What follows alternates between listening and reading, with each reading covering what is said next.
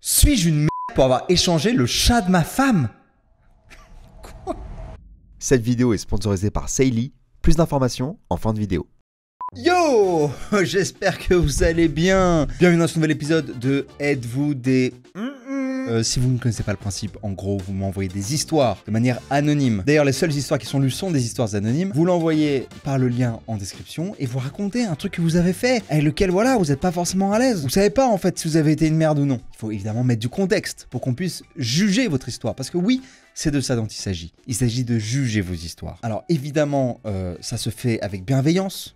Évidemment, si vous avez été une merde à un moment, ça ne veut pas dire que vous êtes une merde de manière générale. Les histoires que vous envoyez, il faut qu'elles soient passées, ok? Je ne juge pas des choses actuelles. Et enfin, évidemment, quand vous envoyez une histoire, il faut que vous soyez à l'aise avec le fait que, potentiellement, je vais vous dire que vous êtes une merde, quoi. Je crois que j'ai tout dit, mais je pense qu'on est parti. Ah oui, et autre chose, je réagis, c'est du react, c'est-à-dire que je n'ai pas lu les histoires avant.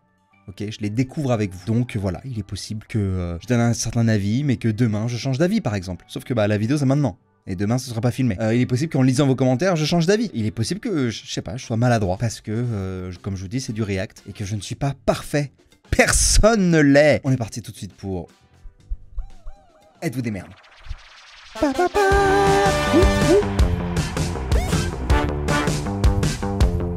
Suis-je une merde pour avoir changé le vote de la personne pour qui j'avais une procuration? Waouh!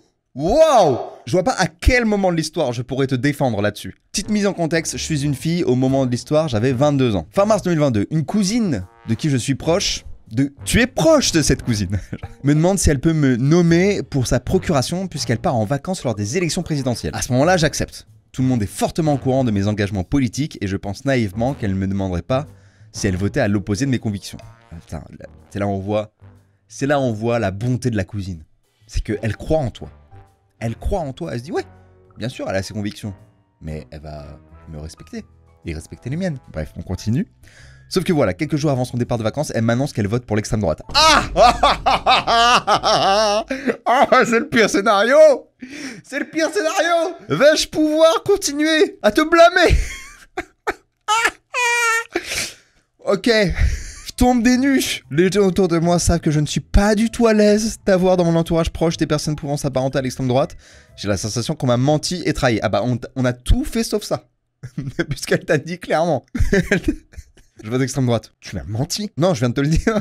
Non, si tu comprends pas, Et à cause de cette non-parole, au moment où elle m'a demandé, je me retrouve... Ah oui, tu as l'impression qu'on t'a menti, trahi parce que t'as accepté avant de savoir ça. Ok, d'accord. Et à cause de cette non-parole au moment où elle m'a demandé, je me retrouve à avoir la procuration pour une personne à qui je ne partage absolument pas les idées politiques. Aucun problème de dire non, sinon. Là, est-ce que c'est trop tard? Est-ce trop tard pour dire, écoute, ça met mal à l'aise? Il y a des sites internet où tu peux donner ta procuration à des gens du même parti, etc. Ils peuvent s'organiser aussi entre partis. Il s'en est donc suivi une grosse remise en question me concernant. Est-ce que je devais finalement ne pas me présenter pour voter en son nom? Changer son vote ou aller à l'encontre de mes convictions et mettre le bulletin qu'elle souhaiterait. Au moment d'aller voter, j'ai été physiquement incapable de mettre le bulletin de vote qu'elle voulait. Je comprends. Ce vote allait à l'encontre complète de mes valeurs et c'est pourquoi je me bats tous les jours. Je comprends. Et j'approuve quelque part. Alors peut-être que le choix le plus propice aurait justement été de ne pas y aller. Oui. Peut-être que finalement j'y suis allé par égoïsme et que je possède une morale un peu douteuse. Aïe aïe aïe aïe aïe aïe aïe. Aïe aïe aïe. Par ailleurs, comme je n'étais pas complètement à l'aise avec l'idée de prôner mon avis politique contre tous, j'ai mis le bulletin d'un candidat différent de mon vote personnel. Mais je t'avoue, c'est à moitié hypocrite parce qu'il avait quand même des idées proches des miennes. Ça n'a aucun sens. Ça n'a aucun sens. T'étais là en mode... Je voterais bien pour le même que moi, mais c'est un peu too much. Donc je vais voter pour le gars juste à côté. Là, ça va. Là, ça va. Si j'avais voté le mien, horrible. Horrible personnage que je suis. Mais là, c'est presque le même, mais c'est pas le même. Ouh. Je suis vraiment une bonne personne. Depuis, puisque je ne souhaite pas avoir dans mon entourage des personnes ayant des pensées aussi extrêmes dans la haine de l'autre, je ne l'ai pas revue. Ça me fait de la peine toujours. Elle est au courant que là, je méprise et que je vomis ce qu'elle peut appeler ses idées politiques, mais ne sait pas que j'ai changé son vote. Ainsi, suis-je une mère pour avoir changé le vote de la personne pour qui j'avais une procuration? Franchement, c'est ce que je disais au début de l'histoire et je reste sur mon opinion. À mon sens, oui. Même si c'est l'extrême droite. Faut refuser. Si t'es pas à l'aise, tu refuses. Je sais pas, le vote, je sais pas, il y a un truc sacré, quoi. Et franchement, qui t'a changé autant... Vote pour le gars pour qui t'as voté, le ou la candidate quoi. Non, bah pour moi t'as été une merde là-dessus. Peut-être que ça va choquer des gens là ce que je vais dire. Mais c'est le principe du vote quoi, tu vois, c'est le principe de la démocratie en vrai. Donc, changer le vote de quelqu'un en lui faisant croire qu'on vote, sans lui dire, etc. La vraie trahison, ce que tu dis, j'ai l'impression qu'on m'a menti, trahi. À mon sens, le vrai mensonge et la vraie trahison, elle est là. Elle est pas dans le fait de dire tu pourras faire une procuration pour moi et tout, machin, enfin tu pourras voter à ma place. Oui, ok. Et ensuite, oh by the way, c'est le Front National, Rassemblement National, pardon. Excusez-moi, je suis dans le 90. Ok? Ça, c'est pour moi un moins fort mensonge et trahison que ouais, bien sûr, mais bien sûr, je vote ce que tu veux. Aucun problème. Pouf! Et non. Dans tous les cas, on te souhaite, écoute, le meilleur. J'espère, malgré tout, que ça va mieux avec ta cousine. Love, peace. Ciao. Suis-je une merde pour élever mon fils loin de ma famille? Bonjour Sirius. Sirius. Et merci pour tes vidéos, je t'en prie. J'ai 27 ans, j'ai fait un stage au Vietnam de 4 mois lorsque j'avais 21 ans. Là-bas, je suis tombé amoureux du pays et surtout, j'ai rencontré quelqu'un. Et je suis donc reparti là-bas 6 mois après la fin de mon stage. Je vivais avec ma copine et sa fille qui avait 3 ans à l'époque. Son père l'avait abandonnée et rapidement, elle m'a appelé papa, ce qui me faisait super plaisir. Tout se passait bien après 2-3 ans de relation, on a décidé d'avoir un enfant ensemble qui va aujourd'hui sur ses 5 ans. Stylé, hein, tout ça. Un peu avant ses 2 ans, je trouvais que ma copine avait des comportements bizarres. Elle partait 4 jours, revenait 3 jours, puis repartait. J'ai fini par découvrir qu'elle me trompait. Putain, je suis désolé. Et au final, elle est partie en laissant son fils et sa fille derrière elle. Oh mon vieux. Waouh. J'élève donc mon fils seul depuis qu'il a 2 ans. Et ma fille en alternance avec ses grands-parents, car légalement, je n'ai pas les papiers pour qu'elle vive 100% chez moi. Et la mère a refusé que je l'adopte, même si elle ne s'en occupe plus et que son père biologique non plus. Ah waouh, ok. Putain, ça me met un coup là, cette histoire. Ça fait donc 2 ans que je vivais au Vietnam avec mon fils et ma fille, 3 jours par semaine, et ma famille a commencé à me mettre la pression pour que je revienne en France. Il me disait que mon fils n'avait plus sa mère au Vietnam, et donc qu'il aurait une vraie famille s'il venait en France. Très juste, hein. Que ce serait mieux pour ses études, qu'il pourrait m'aider, qu'ils n'ont pas pu le voir grandir, etc. De fil en aiguille, j'ai fini par accepter de revenir en France. Mes parents étaient fous de joie, et moi j'étais très content de revoir ma famille sur le moment. Le problème, c'est qu'au final, j'ai rapidement regretté mon choix, n'ayant pas pu emmener ma fille avec moi. C'est pour moi impossible d'être heureux loin d'elle. De plus, j'ai vite remarqué que le mode de vie que j'avais au Vietnam me correspondait beaucoup plus et que ça allait être très difficile de revivre en France. Pendant 2 mois, j'ai gardé cela pour moi car je voyais ma famille heureuse de mon retour et de passer du temps avec leur petit-fils. Le problème, c'est qu'ils commençaient à s'imaginer ma vie future ici et plus ils s'enthousiasmaient, plus j'avais l'impression de mettre les pieds dans des choses que je ne souhaitais pas. J'ai donc décidé de leur parler du fait que j'allais retourner vivre au Vietnam auprès de ma fille. Pour eux, ce n'est pas ma fille mais ma belle-fille, ce que je peux comprendre car dans les faits, c'est le cas. Et donc pour eux, je fais passer la fille d'une autre avant ma propre famille. Et je les empêche de voir grandir leur petit-fils. Et donc tout ça, c'est des citations. C'est un choix égoïste et on ne fait pas toujours ce qu'on veut dans la vie. Ah, ils sont durs quand même. Franchement, t'as subi déjà, quoi. Même si je leur ai rappelé que elle, c'est une enfant et eux sont adultes, donc elle a plus besoin de moi que eux de moi. Après coup, j'ai eu le droit à plus de compréhension de leur part, mais sur le moment, j'ai eu des remarques assez difficiles.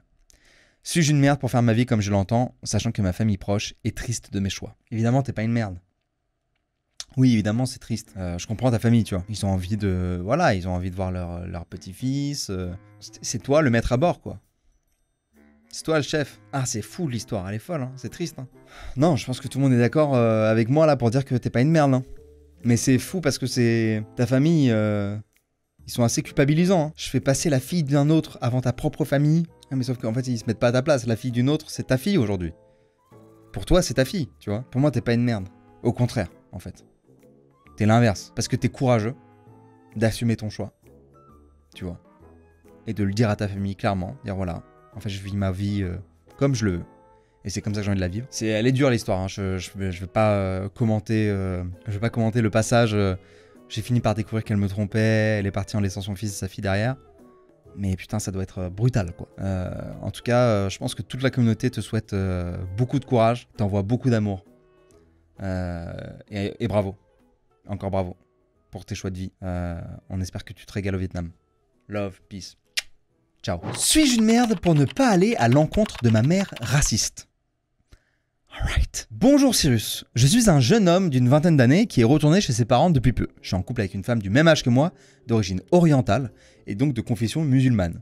Comme ça. Et donc, on peut être oriental et pas musulman. Ce qui n'est pas un problème pour moi. Mais pour ma mère, oui. Nous avons connu une rupture de quelques mois, rien de bien original pour des jeunes de notre âge, caractère différent, beaucoup de prise de tête, mais surtout beaucoup d'amour et de passion. Alright. Ok. Mais aussi beaucoup de pression de ma mère qui m'a jamais... Ah pardon, j'ai cru que c'était qui m'a jamais apprécié, j'étais waouh, oh la vache. Et ma mère qui m'a toujours craché dessus. Mais aussi beaucoup de pression de ma mère qui n'a jamais apprécié que je sorte avec une femme qui ne mange pas de porc. Oui, c'est juste ça. Ça que ça sortait avec une végétarienne, ça aurait été pareil. Mais tu vas manger de la viande, oui. Maman, laisse-la tranquille. Elle va manger de la viande. Je sais pas si c'est juste ça. En vrai, on va faire avec ce que tu nous donnes. Elle la dénigre, la rabaisse auprès de moi, sans même avoir pris la peine de la connaître parce qu'elle est musulmane. Je ne supporte plus les propos délirants de ma mère, qui ne sort plus de chez elle, retraitée je précise, qui ne regarde que BFM ou TPMP, en critiquant la France à longueur de journée.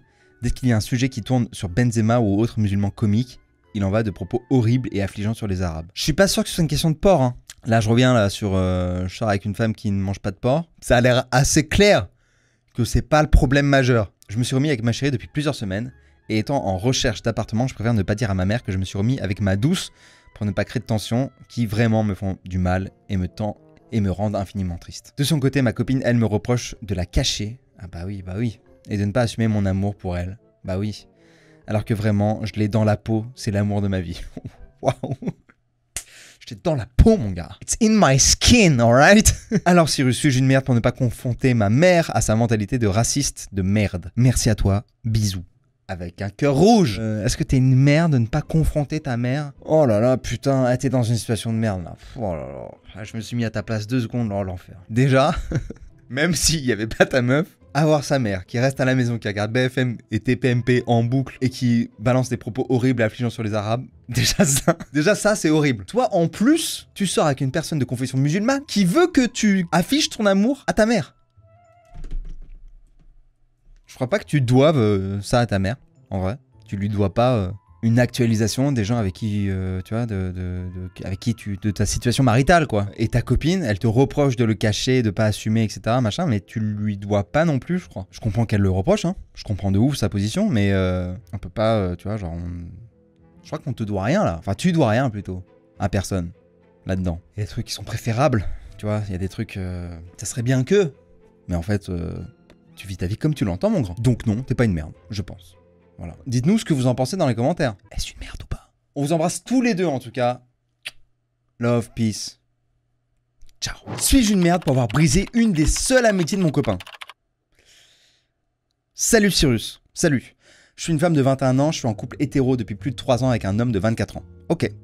On s'aime et c'est d'ailleurs ma première relation sérieuse où je suis réellement amoureuse. On s'aime mais je brise ses amitiés quand même. Pardon, quoi? J'ai rien dit, moi. Nous nous sommes ensuite rencontrés lors d'une fête de village où nous étions bénévoles et on s'est ensuite dragué via les réseaux puis vus et 6 mois après nous nous sommes mis ensemble. Trop bien. Il a rencontré via Tinder une fille qu'il a essayé de pécho le soir après notre rencontre. Ok? Sauf qu'elle l'a remballé parce qu'elle le voyait comme un pote. Pendant nos 2 premières années de couple, il m'a fait des plans que j'appellerais foireux avec elle, du genre dormir dans une tente mini à 2. Mini, j'adore. Dormir dans une tente pour une personne à 2 lors d'un festival. Ok, j'avoue, on n'a pas le contexte. Il y a parfois des amitiés, aucun problème. Parfois, c'est autre chose. Bref. Faire des choses, type resto avec elle, qu'il disait qu'on testerait nous deux. Ah, ça fait mal. Ah, ça, je comprends, ça fait mal. Prévoir des sorties avec elle quand je prévoyais des sorties avec ma pote. Bah, ça, tu fais une sortie avec ta pote, il fait une sortie avec sa pote. Se confier à elle alors qu'il ne le fait jamais avec moi. Ça dépend sur quoi, Il y a des choses que tu peux pas dire à l'être aimé, quoi. T'as besoin de te confier sur... Voilà. Pensais à lui écrire le jour de mon anniv après des semaines sans message et lui faire beaucoup trop d'éloges à mon goût. Bon, il manque de tact. Tout ça ne me plaisait pas. Même la situation de départ, du fait qu'il a ressenti quelque chose pour elle, mais qu'elle non. Et je lui disais quand je trouvais ça bizarre, mais j'ai enfoui tout ça sous le coup d'une jalousie mal placée et que c'était moi le problème. Sauf que ça a commencé à me bouffer le moral. Cauchemar toutes les nuits par rapport à ça. Oh, ma pauvre. Déprime, voire dépression, pensée suicidaire, ouf. Et beaucoup de mal-être, et de crise de pleurs solo. Je lui en ai parlé et surtout j'ai essayé de résoudre mon problème, mais je tournais en rond, pas de solution à part qu'il coupe les ponts. J'ai donc mis cet ultimatum que soit ils arrêtent, soit on arrête, mais pour ma santé mentale. Il a pris la décision de couper les ponts et j'ai rencontré cette fille pour lui expliquer la situation, qu'elle a compris. Je l'avais déjà croisée en ville et je me suis mise à trembler comme pour un choc et j'ai pleuré par la suite à sa simple vue pour dire à quel point ça m'affectait. Et quand je l'ai rencontrée, insomnie, vomissement d'angoisse et impossible de manger. Je me sens coupable parce que j'ai quand même brisé une des seules amitiés de mon copain. Donc suis-je une merde pour avoir fait ça? Pour moi, non. T'es pas une merde. Parce que, en fait, t'as exprimé ton problème, quoi. T'as dit, voilà, soit on arrête, soit vous arrêtez. En fait, t'as posé ta condition, t'as posé ta limite. À partir du moment où il l'accepte, C'est-à-dire que tu lui as donné le choix, en fait, tu vois. Donc, pour moi, t'aurais été une merde si tu donnais pas le choix, si tu faisais des coups bas, si tu vois, genre... Mais là, t'as formulé le truc, tu l'as exprimé, t'as dit, écoute, moi... Enfin, je sais pas si tu l'as dit comme ça, mais en gros, l'idée, c'est... J'arrive pas à régler ce truc. Ça me pèse trop. J'ai essayé de le régler... Parce que t'as essayé de le régler seul, hein. T'as dit, voilà, j'ai surtout essayé de résoudre mon problème. Donc, tu le dis très bien, c'est ton problème, t'en es consciente. T'as essayé, t'as pas réussi. Bon, bah à partir de là, tu vas pas vivre en souffrance tout le temps. Tu t'es rendu compte que c'était... Soit tu continues dans cette relation sans cette femme, soit tu arrêtais cette relation, et donc tu as laissé le choix à la personne qui pouvait prendre la décision, c'est-à-dire ton cum, et il a choisi. Pour moi, t'es pas une merde. On a évidemment ta version, on n'a pas la sienne, on n'a pas toute l'histoire. Mais de ce que tu nous dis, avec ce que tu nous dis, pour moi, t'es pas une merde. Voilà. Love, peace, on vous embrasse tous les deux. Ciao. Suis-je une merde pour avoir échangé le chat de ma femme? Quoi? Je suis un homme de 32 ans, marié avec la plus belle femme que j'aime de tout mon cœur. Ça va faire bientôt 11 ans que nous sommes en couple. Nous allons bientôt avoir notre premier enfant. Histoire. Il y a 6 ans, j'ai remplacé le chat de ma femme avec un autre chat identique et mieux éduqué. Oui, vous avez bien lu. Il y a 6 ans, j'ai remplacé le chat de ma femme, qui était blonde à l'époque, avec un chat mieux éduqué. Mais c'est quoi le rapport avec le fait qu'elle soit blonde? Mais il n'y a rien qui va. Il n'y a rien qui va dans ce début d'histoire. Elle avait un chat noir, extrêmement agressif, il griffait tout le monde, crachait sans arrêt sur les gens, et elle est dans sa litière la moitié du temps. J'en ai vu des chats comme ça, je comprends pas les gens qui ont des chats comme ça. On se fait victimiser dans son propre foyer. Ma femme n'arrêtait pas de dire qu'elle allait réussir à le calmer, à faire en sorte qu'il devienne plus éduqué, etc. Alors qu'elle partait 1 mois pour visiter sa famille, j'étais en charge d'aller dans son appartement pour aller le nourrir. Dès la première soirée, il a réussi à me griffer sur le bras comme jamais. Je lui ai dit en niaisant qu'il n'avait rien de spécial. Bordel de merde. T'es canadien, enfin t'es québécois. Ok. Non mais excusez-moi, du coup je comprends qui était ma blonde à l'époque. À l'époque c'était ta copine. C'était pas ta femme, c'était ta copine. C'est le mot niaiser qui m'a fait tilt. Sorry. Dès la première soirée, il a réussi à me griffer le bras comme jamais.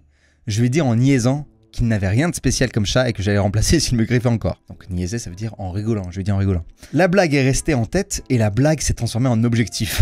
La semaine suivante, je suis allé au refuge le plus proche. J'ai trouvé un chat identique, pareil. Il fait ses besoins dans la litière, était habitué d'être en compagnie des gens, un peu craintif sans plus. Bref, vraiment plus amical que l'autre chat et très éduqué. Mais ne me dis pas que personne n'a vu la différence, c'est incroyable. Je l'ai donc adopté, mais t'es un malade. T'es un héros. Je l'ai donc adopté et ramené à l'appartement de ma blonde. J'ai ensuite pris son ancien chat et je l'ai amené au refuge d'une ville un peu plus éloignée. J'avais peur qu'elle le découvre si j'avais laissé dans le refuge local. Incroyable. Ça fait maintenant 6 ans. On s'est mariés il y a 4 ans et on a toujours le chat de remplacement. Il répond au nom de l'autre chat et ma femme n'en sait rien. Elle le sait pas, tu lui as toujours pas dit. Oh, elle aime ce chat et se vante souvent de à quel point il est plus éduqué qu'avant. À chaque fois que je le vois, je ne peux pas m'en empêcher, mais je me sens comme une merde. Comme une marde. Incroyable cette histoire, putain. Mais pour ceux qui pensent que l'ancien chat a peut-être été euthanasié par le nouveau refuge, j'avais pris soin de choisir un refuge où ils ne font pas d'euthanasie. Ok. Cyrus, suis-je une merde pour avoir échangé le chat de ma femme? Je vais te dire, absolument toutes les règles de la morale, de l'éthique, me poussent à te dire que t'es une merde. Malgré tout, il y a quelque chose en moi qui s'est réveillé à la lecture de cette histoire. Je pense que tout le monde est plus heureux dans cette histoire. T'as rien dit à ta femme pour la préserver, pour qu'elle continue à kiffer chaque instant avec son chat. Tu es un modèle. Non, je crois que t'es une merde en vrai. Mais j'adore. T'es une merde que j'ai envie d'avoir en ami. Tu comprends? Non, mais je pense que, bon, si je dois être sérieux 2 secondes, c'est son chat. Tu l'as pris, tu l'as enlevé, t'as mis un autre chat, tu lui fais croire que c'est le sien. Évidemment, t'es une merde. C'est lunaire. Je sais pas comment tu fais. Je ne sais pas comment tu fais, gars. Mais en fait, si elle la prend, je sais pas si elle la prend, comment elle réagit, quoi. Est-ce qu'elle se tape une énorme barre? Ou est-ce qu'elle te déteste, elle te quitte? Qu'est-ce qui se passe, tu vois? Mais non, mais moi, j'avoue, tu me fais ça, moi, je suis choqué. Merde, ça rentre dans la catégorie merde. Voilà. Mais merci. Merci de nous l'avoir envoyé. On t'embrasse, on vous embrasse tous les deux, on embrasse le chat aussi. Le deuxième. Le premier, on sait pas où il est. Sûrement en train de martyriser des gens qui vont essayer de le sauver. Love, peace. Ciao. Suis-je une merde de t'avoir demandé si j'étais une merde tout en sachant que j'en étais une? Oula, Inception. Salut Cyrus, ce sera très court. Pour le contexte, l'histoire se passe début février de cette année 2023. Je suis un homme de 25 ans et venant de me séparer de ma copine de longue date, 5 ans, car je l'ai trompée. J'ai décidé de me changer les idées en allant dans un bar techno avec un ami. Vers 4h du mat, je suis beaucoup trop défoncé et donc encore très touché par ma rupture. Quelle fut ma surprise lorsque je me suis retourné et t'ai vu au loin t'amuser et danser avec un ami à toi. Un bar techno à 4h du matin en 2023. Bah j'en ai fait moult, donc je saurais pas dire, ok. En te voyant, la première chose qui me vient en tête, c'est le concept « Êtes-vous des merdes ?» Et immédiatement, cela me rappelle mon histoire, sachant que j'en étais une sur le coup. CF contexte. Je viens donc t'aborder avec cette phrase « Salut Cyrus, suis-je une merde ?» Oh putain, mais ça me dit un truc, je crois. Oh, mais oui, je m'en souviens. Et je viens donc t'aborder avec cette phrase « Salut Cyrus, suis-je une merde ?» S'ensuit une discussion de 15 minutes, je m'en souviens, où je te prends ton temps en te... C'était... Ouais, je me souviens. En te demandant si je suis une merde, te montrant tous les messages que j'avais échangés avec mon ex, et toi qui es là, tout mignon ou gêné, à me répondre avec grand tact en me disant que oui. Je rappelle que nous étions clairement sur une piste de danse et que c'était ni l'heure ni l'endroit. Bah non, effectivement, ouais, c'était pas du tout l'heure et l'endroit. Je me souviens, j'avoue, En fait, j'étais gêné parce que j'étais en mode, c'est bizarre de faire ça maintenant, là. J'ai pas envie de faire ça maintenant, là. Et en même temps, bah t'étais gentil, donc j'allais pas te dire... Nick. Ma question est donc, suis-je une merde de t'avoir pris de ton temps alors que tu n'avais sûrement pas envie de discuter avec un abonné et encore moins de ce genre de sujet? PS, ces 15 minutes de discussion avec toi m'ont en tout cas réellement fait du bien et je souhaitais te remercier à nouveau pour ta bienveillance pendant ce moment à toi et à ton ami qui devait sûrement se dire que la célébrité n'était finalement pas si cool. Non, t'es pas une merde. Non, t'es pas une merde parce que voilà, t'es mignon. Je vais être full honnête. Dans ma mémoire, dans ce que je retiens de ce moment, c'était relou. C'est très important. C'était relou. Je me dis pas, il était relou. Là, c'était en mode, oh, j'ai pas envie de faire ça maintenant. Lui, je sais pas s'il est sympa, mais il est pas méchant en tout cas. Je t'ai très peu parlé, tu vois. Mais là, maintenant, j'ai pas envie de faire ça. Tu vois, il y avait un peu de ça. 4h du matin, il y a plus d'1 an. Je sais plus. Mais t'es pas une merde. Mais ne faites pas ça. Voilà, et j'espère que tu vas bien. Première et dernière fois que je réponds à un message qui n'est pas vraiment anonyme du coup. Si tu m'écris par quelconque moyen, je ne répondrai jamais. Pour moi, tu es anonyme. J'espère que cette vidéo... Pour celles et ceux qui me connaissent, vous savez qu'il m'arrive régulièrement d'être loin de la France, et pendant longtemps, je galérais avec Internet. J'allais de café en café, alors que je bois pas de café. Après, je changeais ma carte SIM, donc hyper relou, parce que je perdais plein de conversations, je perdais mon numéro, etc. Et là, j'ai découvert les eSIM, et ça a changé ma vie. Et c'est de ça dont je vais vous parler aujourd'hui. Saily, le partenaire de cette vidéo. Saily, c'est une eSIM disponible dans plus de 160 pays qui vous permet de rester connecté quand vous en avez besoin. Plus de galère pour trouver un Wi-Fi gratuit, etc. Pas de queue à l'aéroport pour une carte locale et surtout pas la mauvaise surprise du hors forfait au retour, ce qui fait très mal. Petite pensée à cet Américain et son hors forfait de 134 000 €. Ouais, tout ça c'est fini. Saily, c'est une application. Tout se passe sur le téléphone. Il suffit de télécharger l'application, de choisir son pays et de sélectionner le forfait de son choix. Le forfait s'active automatiquement dès que vous arrivez dans le pays, sans même avoir besoin de connexion. Je suis full transparent avec vous, j'ai déjà testé le concept de eSIM et c'est ce que j'utilise. Mais Saily, pas encore et je connaissais pas. Je vais tester ça dès que j'en ai besoin, mais par contre je suis en full confiance parce que les mecs qui sont derrière, c'est NordVPN. Autre chose, les eSIM sont compatibles avec Android et iOS et si vraiment il y a un problème, si votre téléphone est trop vieux par exemple, Saily vous rembourse intégralement. Je vous invite à aller jeter un œil sur l'application pour voir tous les pays disponibles et les différentes offres. Avec le code CyrusNorth, vous avez 15% de réduction.